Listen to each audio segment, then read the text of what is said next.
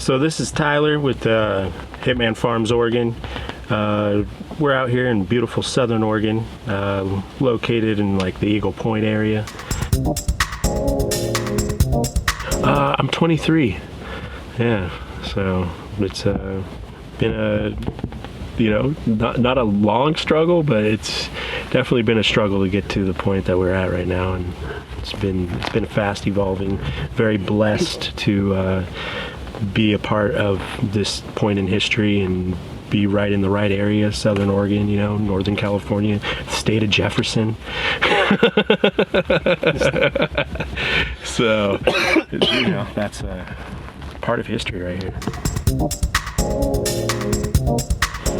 I chose 600-gallon pots. I felt like I chose that size due to a budget, and that's for like the medical side, growing big plants. You plant one in a 600-gallon pot and you're going for a bigger plant and fewer numbers of plants.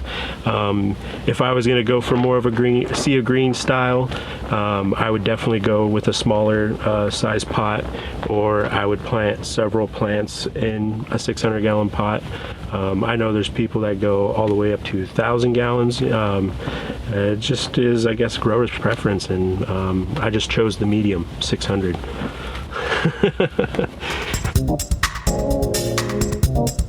I do plan on using my pots year after year. I think these pots, grassroots pots, are very durable. That's what I chose to use this year. I've used many pots in the past, and usually they only make it through one season, but this year I'm able to use my pots again thanks to grassroots.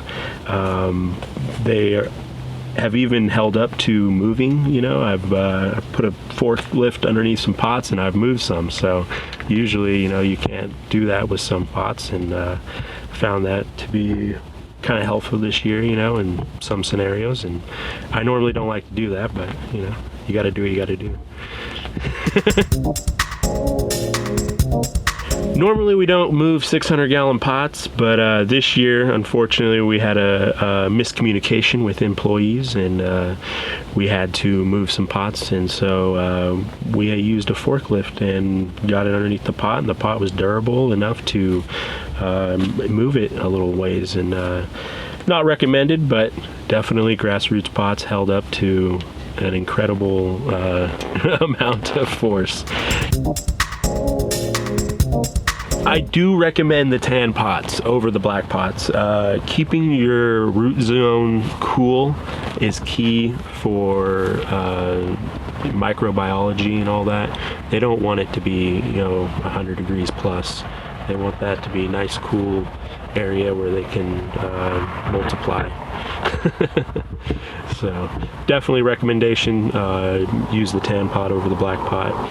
If you have a black pot, normally you'll see like roots not really coming all the way out to the edge of the pot, because water evaporates quicker due to the heat, and so it gets drier quicker there, and I notice with the tan pot the roots actually come out more to the edge, and so you're actually filling out that diameter more.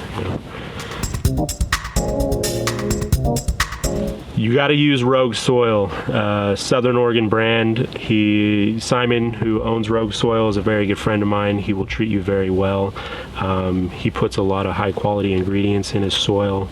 I just only use the best, and that's Rogue Soil. He's located here in Southern Oregon. All the soil is brought in from local sources in Oregon, and it's the product to use. So here in Southern Oregon, we are blessed to be on a 300-acre ranch with several different addresses.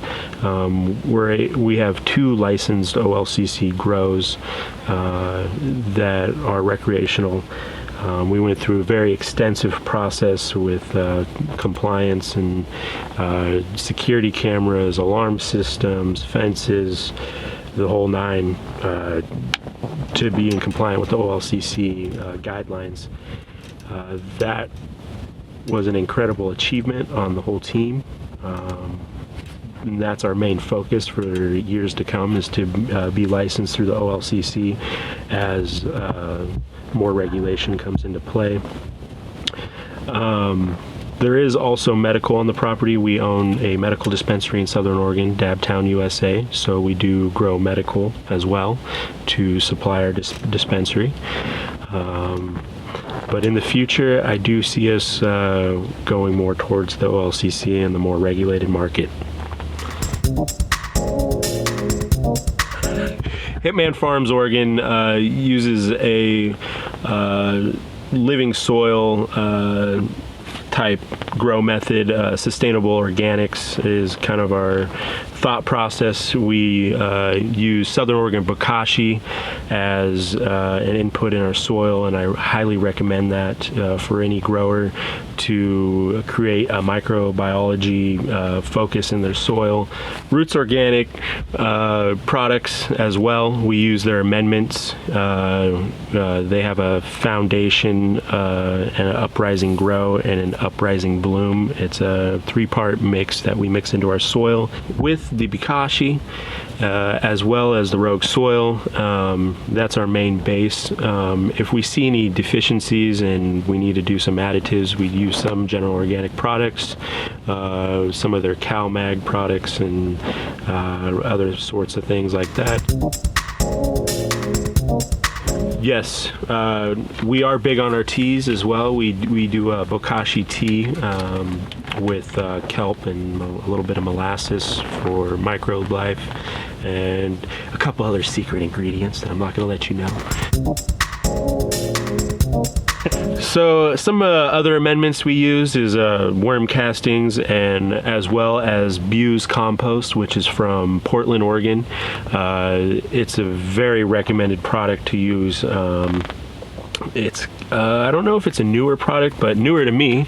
I was recommended by a really good friend to use it, and I threw it on top mid-season in my mulch layer, and man, I really noticed a takeoff with the Bews biodynamic compost, Portland, Oregon. Honestly, the list is so long I can't remember all of them. We're at 83-4 different strains right now. Yeah, getting the variety down for everybody. We have our main staples that we like to grow. That is Gorilla Glue, really gassy, pungent strain. Fan favorite for sure. Also, Southern Oregon favorite is the Jaeger, also known as Purple Hindu Kush. There's 2 names for it. Depends on what region of the valley you're from. Other strain main staple is Game Changer. It's definitely a game changer. 6-week harvest time. Very sweet smelling purple buds that usually come off of it. That's a farm favorite due to the short flower time. Our other very fan favorite strain is Sour Strawberry Kush. Can't forget the Kush. Sour Strawberry Kush.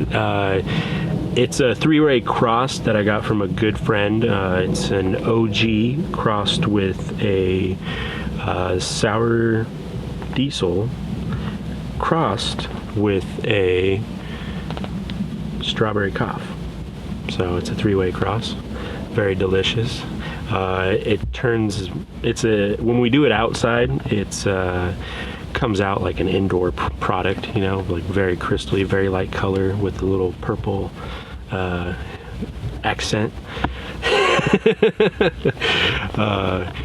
Another one that's been kind of an eye popper this year has been our Bubba Kush. It throws this like pink pistol, and it's very pretty. I'm going to recommend these lovely gentlemen to take pictures of that today. Most of the placements of the plants were done strategically due to the terrain. Like I normally would like my plants facing east to west, west to east. however you want to say that. It just helps out with the way the sun comes up and over and gives it more of an even distribution of light. The cannabis industry has exploded. I mean, everyone literally knows this. In the past 2 years, let's just say, Colorado and Washington jumped on board. Then immediately Oregon and Alaska, and I think DC has jumped on board. And I see in the next 5 years, it's scary to say, but big corporations are going to try to come in. They're going to try to buy out smaller people, and we're going to definitely see a lot of that. But you're still going to have your craft growers, like your craft brewers. Those are still going to be in play. There's still going to be people that want craft cannabis, and they're going to want that quality over quantity. And so I see there's going to definitely be a market for each individual. You're going to have your big corporations that are going to pump out that Walmart weed that tastes like Mexico in the 80s. You're going to have your craft guys that are growing Gorilla Glue and Death Star. So, and that's going to be us. We're going to definitely focus more on that craft cannabis aspect, while also trying to keep up with this demand. I believe that more people are smoking these days, or not exactly smoking, but consuming cannabis in many different ways. Topicals, vaping, the whole gig. And I believe that people are consuming more because they feel like they're not breaking any laws. This is an okay thing to do now. So I feel like consumption rates are going to go up, which necessarily I don't see that being a bad thing. I see that being a good thing, taking people more away from alcohol and maybe bringing them more towards marijuana, where it's just a way calmer environment. To say the least.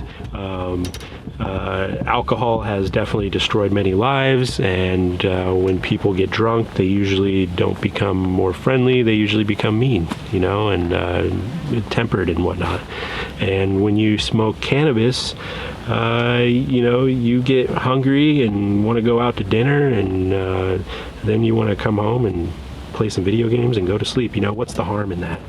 So I really see the industry exploding, from everything from grassroots fabric pots, to the next new bubble making hash machine, to the new dab tech this and that, to your dispensary that is becoming more friendly with the community, and Joe Blow doesn't have to go to the sketchy corner to grab a 10 sack. He can go down to the shop, Dabtown USA, look at 50 different flavors of concentrates, 20, 30 different flavors of flower, topicals, lemonade, coffee. The whole thing is just, blowing up. So, and it's kind of a cool thing to be really a part of this whole innovative thing. So. If you decide you're going to grow cannabis, the best grow tip that I can give you to date is do not overwater your plants. People think they need water every day. Not necessarily, and especially when you first plant them. Don't overwater your plants. I mean, that could be the easiest, best tip I can give you. It's probably the biggest mistake that people make. So right out of high school, I partnered up with a guy, and we were able to obtain 3 acres for 10 grand out in Klamath Falls. And that's probably like 2.5 hours east of Medford in Southern Oregon. We obtained this property. It was high desert, 5,000 feet elevation, crappy water, very extreme conditions on climate and whatnot. So it was very interesting starting there. We threw up 3 depth greenhouses. Back then, medically, you were allowed to do up to 96. I think we threw in around 70, 80 plants, and started there. I worked that property for 2 years, then ended up splitting ways and going off. There was a point in my life where I had a property here in Medford, and I had a property in Roseburg, which is about an hour and a half north, and then I had a property in Eugene, which was about another hour past Roseburg. That was a really crazy year trying to manage 3 different locations that were growing medical cannabis, and there were struggles on that. I was driving all the time, created less time for work and whatnot. So went through that, found out that having locations that were too spread out wasn't the key, and came back to Southern Oregon, where I started an indoor grow. It was very successful. We had 50 Gavita lights that we were successfully averaging 2 pounds a light. That was the turning point in my career of when I was getting really serious about going more on the professional side of things and try to treat it more like a business instead of as just kind of like doing it, going through the motions. At that point, we were able to get into extracting, and it was all legal in Oregon at that point to extract, and through the medical program. We became very successful through that, and working with dispensaries and going through the legal mumbo jumbo and gray areas, and evolving to now this cannabis industry, which now we're doing recreational cannabis, and it's heavily regulated.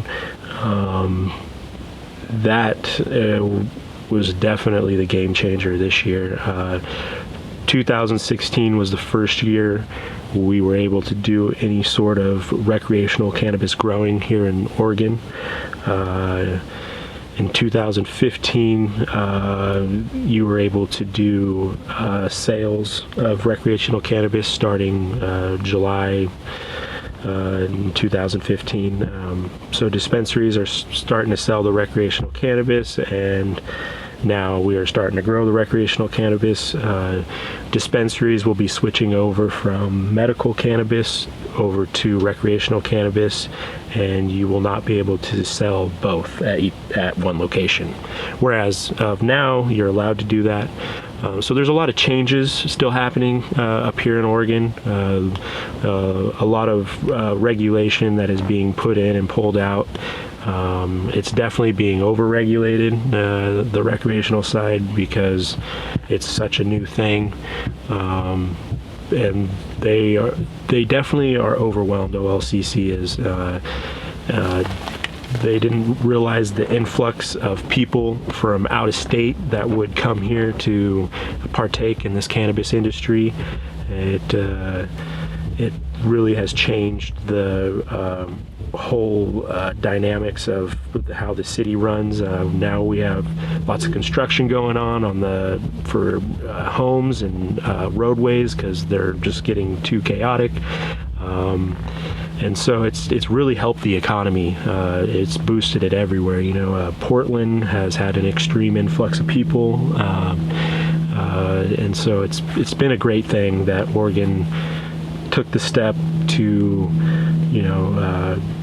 bring in this recreational cannabis and bring in jobs, bring in opportunity for people like myself to take in and try to go for the gold.